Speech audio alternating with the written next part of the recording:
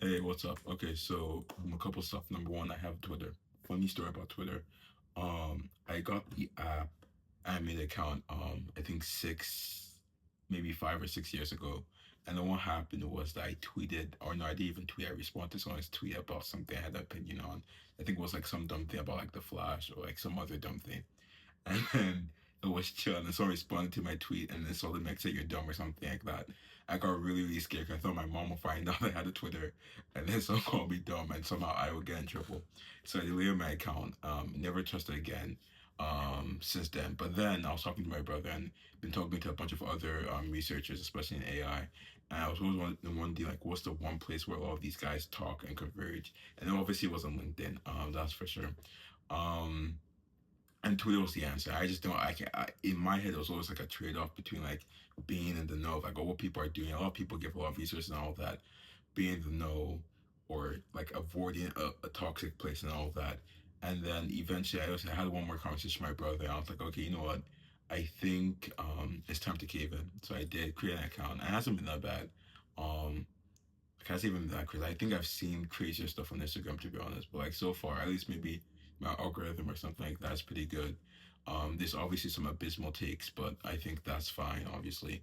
So that's been good. Something else I also noticed, as I was building up my LinkedIn, coming back from a drought of no LinkedIn post, I noticed that there's kind of a gap between, I guess science, technology, and yeah, science and technology, between Twitter and LinkedIn, in which that LinkedIn has a lot of professional people. And I think they're much more creative with their professional career, whereas Twitter is like very much fast paced and people just yapping. So then what I realized I could possibly do is that when like a news thing pops up, like so yesterday, Google did their uh quantum echo thing, which was like they claim it's the first verifiable quantum advantage. I'm not even gonna get into the nitty details, but basically think about like shouting in the cave and getting an echo back and being able to tell like the curvature of the caves, the curvature of the cliffs in the cave and stuff like that. Then apply that to I think it's qubits or like simulating atoms, or I think it was molecules. I forgot what it was, but basically they can apply that to medicine and all that.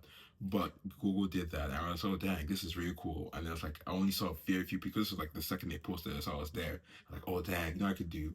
I could post on LinkedIn and then be the first to post it. And that's what I did. And then I was like, oh, I had these crazy people commenting on my LinkedIn post 'cause I was the first one. Because what's gonna happen is that like if something big happens, especially in science and tech, you're gonna have people who want to know more about it. So if you're like the first one to post, that's like when they look at Google Quantum or something like that, or Willow Chip, your post is going to be the first one to show up, and that kind of build increases your reach in a sense.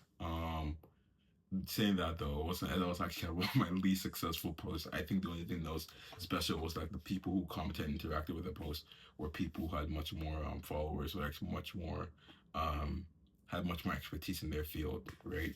So I think that might be the strat moving forward.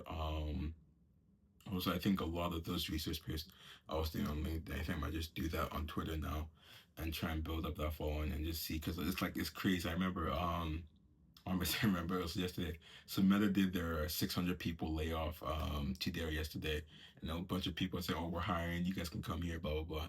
It's actually been so interesting on my feed seeing different people like connect and like get different jobs. So I think that's something.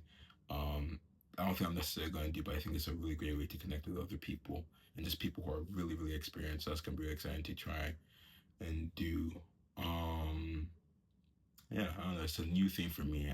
I'm scared.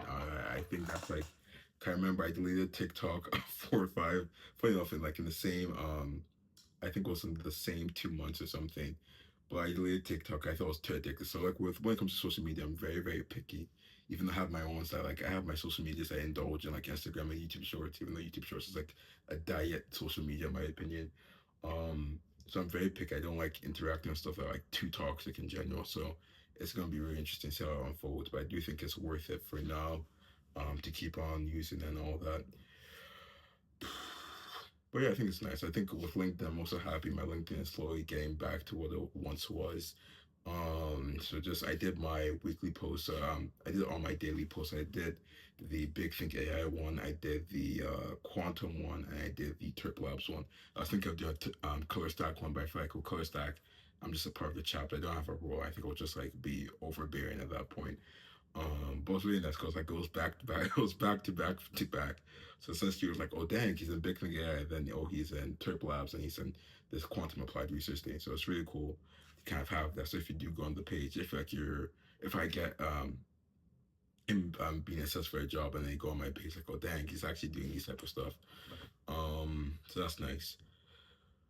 I think it's just a matter of keeping it up, figure out what else to post. I think from now on, I'm just gonna try and keep my posts brief because I realize I also don't read really long posts unless it's like someone who's very who's someone who I respect that much and have a lot of time. So I'm just gonna try and keep posts brief and just like, oh, this check out this and here's a quick analogy.